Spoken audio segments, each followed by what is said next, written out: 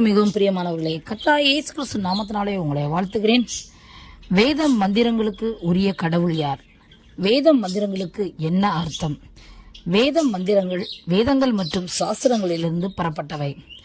காயத்ரி மந்திரம், பரத சாஸ்திர மந்திரம், பிரம்மபுத்திராய நமக, கன்னி சுத்தியாக நமக, விருட்சல சூல ஹயா நமக, விருத்தியம் ஜல நமக, சிவிசிஷ்டா தாயா நாகம் நமக. இதற்கும் நம் கர்த்தராகிய இயேசு கிறிஸ்துக்கும் என்ன சம்பந்தம் என்பதை விளக்கும் காணொளி இது. தவறாமல் பாருங்கள், உங்களுக்கு ஒரு புரிதலை உண்டாக்கும். இந்த வேத மந்திரங்களுக்கு உரிய கடவுள் யார் என்று நான் கேள்வி கேட்க ஆரம்பித்தேன். ஏனென்றால் சில வேத மந்திரங்கள் எல்லாம் ஆச்சரியமானவை. அப்படிப்பட்ட வேத மந்திரங்களை எத்தனையோ பேர் சொல்லுகிறார்கள், ஆனால் பொருள் தெரிவதில்லை. எனக்கு முதலாவது கற்றுக் கொடுத்த வேத மந்திரம் பாபோகம் பாபகன்மோகம் பாவாத்மா பாவசம்பவாத் ராகிமாம் புண்டரியாக்ஷா சர்வ பாப ஹரிகரே மனசா வாசா ஹஸ்தப்யாம் தேகினாம் பாவினாம் என்று ஒரு பாவ அறிக்கை ஜெபம் சொல்லிக் கொடுத்தார்கள். ஏனென்றால் இந்த மந்திரத்தை சொல்லிவிட்டுதான் காயத்ரி மந்திரம் சொல்ல வேண்டும். ஸ்நானத்திற்கு முன்பதாக எடுக்கக்கூடிய ஒரு மந்திரம், அதிகாலை நேரத்திலே பிரார்த்த ஸ்நான மந்திரம் என்று பெயர். அதனுடைய பொருளை நான் விளங்கிக் கொண்ட போது ஆச்சரியப்பட்டேன். பாவ சம்பவா, நான் பாவத்தில் பிறந்தவன். பாவ கன்மோகன், நான் பாவத்தை செய்கிறவன். பாபாத்மா, நான் பாவத்தில் நிலைத்திருக்கிறவன். பாவோகம், ஆகவே நான் ஒரு பாவி. எப்படி பாவி? மனசா வாசா ஹஸ்தப்யாம் தேகினாம் பாவினாம். என் மனதினாலே நான் பாவம் செய்கிறேன், என் வார்த்தையினாலே பாவம் செய்கிறேன், என் பார்வையினாலே பாவம் செய்கிறேன், என் உடம்பினாலே பாவம் செய்கிறேன். புண்டரிகாக்ஷா, உள்ளத்தில் வாழும் தெய்வமே, மாம் திராகி, என்னால் இதிலிருந்து விடுதலை பெற முடியாது. சர்வ பாப ஹரி ஹரே, இறைவனே, எல்லா பாவங்களிலிருந்தும் நீர் என்னை ரட்சிக்க வேண்டும். இதுதான் அந்த மந்திரத்தினுடைய பொருள். எந்த இறைவன் என்று சொல்லவில்லை. இந்த மந்திரத்தை எழுதின காலத்தில் இந்து மதமும் இருந்ததில்லை, ஏன் மதங்களே இருந்ததில்லை. அப்படிப்பட்ட காலத்தில், வேத காலத்தில் சொல்லப்பட்ட இந்த மந்திரம் ஒரு மனிதன் தன்னை பாவி என்று உணர்ந்து சொல்லுகின்ற ஒரு மந்திரமாகும். இந்த கடவுள், எல்லா பாவங்களையும் மன்னிக்கிற கடவுள் யார் என்பதிலே நான் ஈடுபட ஆரம்பித்தேன். ஓம் பூர்வோசத் சவிதுர் வரண்யம் பருகோ தேவஸ்ய தீமகி தியோயோன பிரசோதயாத் என்பது காயத்ரி மந்திரம். அகில உலகங்களையும் அண்ட சராசரங்களையும் வானத்தையும் பூமியும் புவர்லோகத்தையும் மோட்சலோகத்தையும் உண்டாக்கின தெய்வம் பேரொளியாயிருக்கிறார். எவர் நமது உள்ளத்தை தூண்டுகிறாரோ அவரை நாம் தியானம் செய்வோமாக என்பது காயத்ரி மந்திரத்தினுடைய பொருள். இதன் அடிப்படையிலே சொல்ல சில மந்திரங்கள். அர்ச்சனை நேரத்திலே ஓம் ஸ்ரீ பிரம்மபுத்திராய நாம்ச கன்னி சுத்தானாம்ச உமாத்தாய நாம்ச விருட்சசுலர்தாய நம ஓம் ஸ்ரீ இப்படி நமக நமக என்று சொல்லும்போது இந்த பெயரை உடைய தெய்வமே என்று அர்ச்சனை செய்வதுண்டு. பிரம்மபுத்திராய நமக என்று சொல்லும் பொழுது சிருஷ்டிகர்த்தாவின் குமாரன் என்று அழைக்கப்படுகிற பெயரை உடைய தெய்வமே என்று அர்ச்சிக்கிறார். கன்னி சுத்தாய நமக, ஒரு கன்னியின் கர்ப்பத்தில் பிறந்த பெயரை உடைய தெய்வமே என்று அர்ச்சிக்கிறார். விருட்சசூல அருதாய நமக, சூலம் என்பது உங்களுக்கு தெரியும், விருட்சம் என்றால் மரம். சூலம் போன்ற ஒரு மரத்தில் பலியான பெயரை உடையவரே. மிருத்யும் ஜயா நமக, மிருத் என்றால் மரணம், மரணத்தில் வெற்றி சிறந்த பெயரை உடையவரே. சிபிலிஷ்டாய நமக, தன் மாம்சத்தை உணவாக அளித்தவரே. இப்படி பல மந்திரங்களை நான் சொல்லும் பொழுது இவைகளுக்கு உரிய ஒரு தெய்வம் யார்? இந்த குணாதிசயங்கள் நான் வணங்கும் தெய்வங்களில் காணப்படவில்லையே என்ற ஒரு ஏக்கம் எனக்கு இருந்தது. நான் SSLC படிக்கும் பொழுது என்னுடைய உபப்பாடமாகிய சமஸ்கிருதத்திலே சற்று முன்னேற்றம் இருந்தது. ஆகவே லைப்ரரிகளுக்கு சென்று நான் ரிக்வேதங்களை வாங்கி படிப்பது உண்டு. குறிப்பாக 10வது மண்டலத்தில் புருஷ சூக்தம் என்ற பகுதியிலே 22 ஸ்லோகங்கள் உண்டு. முதல் 5 ஸ்லோகங்களும் உலக உற்பத்தியை குறித்து சொல்லப்பட்டிருப்பவை. பின்னால் வருகின்ற ஸ்லோகங்கள் இறைவன் உலகத்தில் பலியாக வேண்டிய காரணத்தை விளக்கும் ஸ்லோகங்கள். அப்படி சொல்லப்பட்ட ஸ்லோகங்களினுடைய தொகுப்பு பல வேதங்கள், உபனிஷத்துக்கள், ஆரண்யகங்கள், இப்படி பல காரியங்களில் பொறுக்கி எடுக்கப்பட்ட குறிப்புகளை நான் படித்தேன். அவைகளில் முக்கியமான ஒன்று, பிரஜாபதி ஆகிய கடவுள் மனித ஆத்மாக்களின் பிராயச்சித்த பலியாக தம்மையே மனித உருவில் தோன்றி அளிப்பார் என்பது.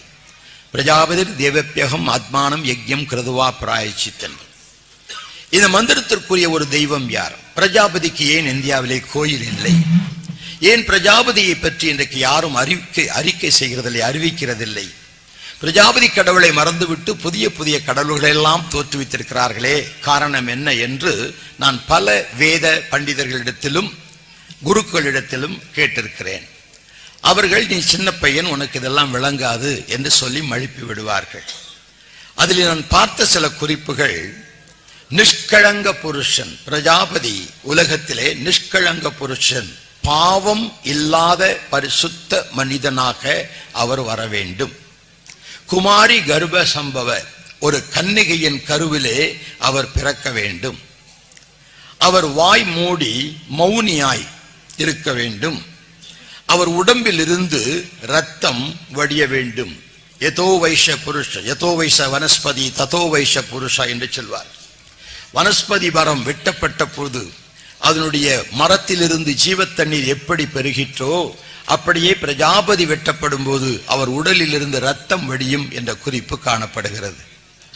பலுசு என்ற முள்கொடி அவர் தலையில் சுத்தி வைக்கப்பட்டிருப்பதனால் பலிக்குரியவர் என்று அவர் வேறு பிடிக்கப்படுதலை அந்த வேதம் சுட்டி காட்டுகிறது. அவர் மரித்த தெய்வமாய் இல்லாமல் மீண்டும் உயிரோடு எழும்புகிறதையும் அந்த ரிக்வேத பகுதி சொல்லுகிறது. அவர் தன்னையே உலகத்திற்கு பலியாக தந்து ஜனங்களை, ஆத்மாக்களை ரட்சிப்பார் என்ற குறிப்பும் காணப்பட்டு முடிவிலே கடைசியாக நன்யபத்த அயனாய வித்யதே என்று முடிகிறது. இதுதான் வழி, இதை தவிர வேறு வழி இல்லை என்று முடிகிறது. அப்படியானால் இந்த வழியை காட்டுகின்ற ஒரு தெய்வம் யார்? நான் ஜெபிக்கும் போது அழகிய ஒரு நல்ல மந்திரத்தை சொல்லி தந்தார்கள். அசூதமா சத்கமயே, தமோசமா ஜோதிர்கமயே, மிருத்யோமா அமிர்தம் கமயே என்று.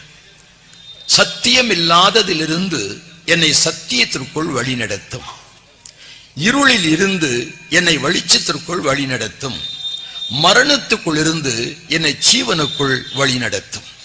3 வழி நடத்துதல்களை ஒரு பக்தன் இறைவனிடத்திலே பிரார்த்தித்து கேட்கிறார்.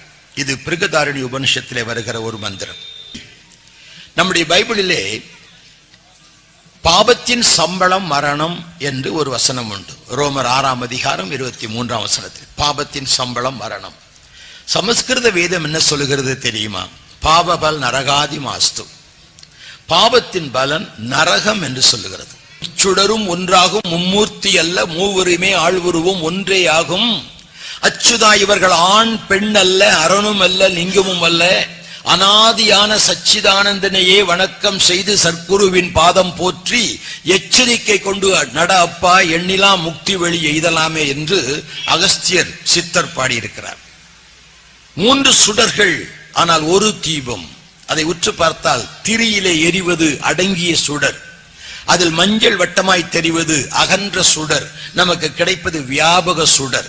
3 சுடர் ஒரு ஒளியில் இருப்பது போல இறைவனின் 3 தன்மைகள் ஒரு கடவுளின் 3 தன்மைகளாக நமக்கு காட்டப்படுகின்றன. ரோகு சோகு துக்கு பலவானு பந்தன் வியஸ்னானிச ஆத்ம அபராத விருஷனாம் பலானி ஏதானி தேகினாம் என்று ஒரு ஸ்லோகம் உண்டு சமஸ்கிருதத்தில். பாவத்தின் ஒரு மரத்திலே நமக்கு கிடைக்கிற கனிகள் என்ன? நான் பாவம் செய்தால் இந்த சரீரமாகிய மரத்திலே கிடைக்கும் கனி என்ன? ரோகம், வியாதி, துக்கம், சஞ்சலம், வருத்தம், இதெல்லாம் அதுல கிடைக்கிறது தான். மனுஷனுடைய பாவத்தினாலே அவனுக்கு இத்தனை கனிகள் கிடைக்கிறதா. ரிக்வேதத்துல கூட போட்டிருக்குதுங்க, சகசர சீஷா புருஷ சகசா சகசரபா சகுவி விஸ்வதோ விருத்வ அத்தியதிஷ்ட சாங்குலம் அப்படின்னு ஆரம்பிக்குது. உலகம் எல்லாத்தையும் அண்ட சதாசுரனை கடவுளே பண்ணினார், கடவுள் தான் உண்டாக்கினார். அவன் அவள் அது என்னும் அவை மூல் வினைமையின் தோற்றிய திதியே ஒடுங்கி மலத்துளதாம் அந்தம் ஆதி என்பனார் புலவர் என்பது மெய் என்ற சாஸ்திரத்திலே முதல் ஸ்லோகம். சிவஞான போதம் என்ற பகுதியிலே முதல் சூத்திரமாக கொடுக்கப்பட்ட ஒரு செய்தி. அவன் அவள் அது, அவன் என்ற மனிதன், அவள் என்ற மனுஷி, அது என்ற அவர்கள் வாழ்கின்ற உலகம், இவை மூன்றும் வினைமையின் மூன்று வெவ்வேறு கிரியைகளினாலே தோற்றிய திதியே உண்டாக்கப்பட்ட நிலைமையிலேயே மலத்து விழதாம், பாவத்தில் விழுந்து விட்டனவாம்.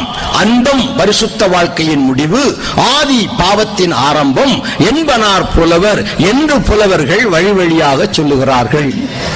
மாணிக்க வாசக பெருமான் திருவாசகத்திலே அருமையாக ஒரு பாடலிலே சொல்லுகிறார். கேட்டாரும் அறியாதான் கேடொன்றில்லான் கிளையிலான், கேளாதே எல்லாம் கேட்டான், நாட்டார்கள் விழித்திருக்க ஞானத்துள்ளே நாயினுக்கு தவிசிட்டு நாயினேற்க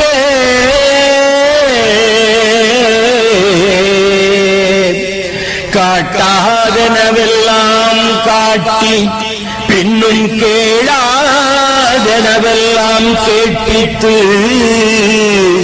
என்னை மீட்டேயும் பிறவாமல் காத்தாட்கொண்டான் எம்பெருமான் செய்த வித்தைதானே.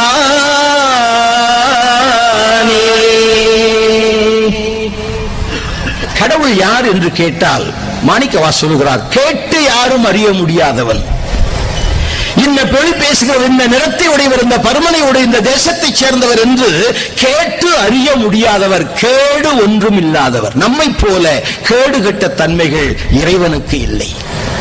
கிளையிலான், நமக்கு கிளை உண்டு. யார் இவங்க? எங்க நாத்தனாருக்கு மச்சினிக்கு தம்பி. கிளை. கடவுளுக்கு கிளை கிடையாதுங்க. அவர் ஏகன், ஏக சக்கராதிபதி. அவர் ஒருவர், அவருக்கு குடும்பம் இல்லை. கடவுளுக்கு பெண்டேது, பிள்ளையேது, காமகுண லீலை முதலானதேது? கடவுளுக்கு பகடி சீட்டு தாயம் ஏது? காடுகளில் வேட்டைகளுக்கு திரிவதேது?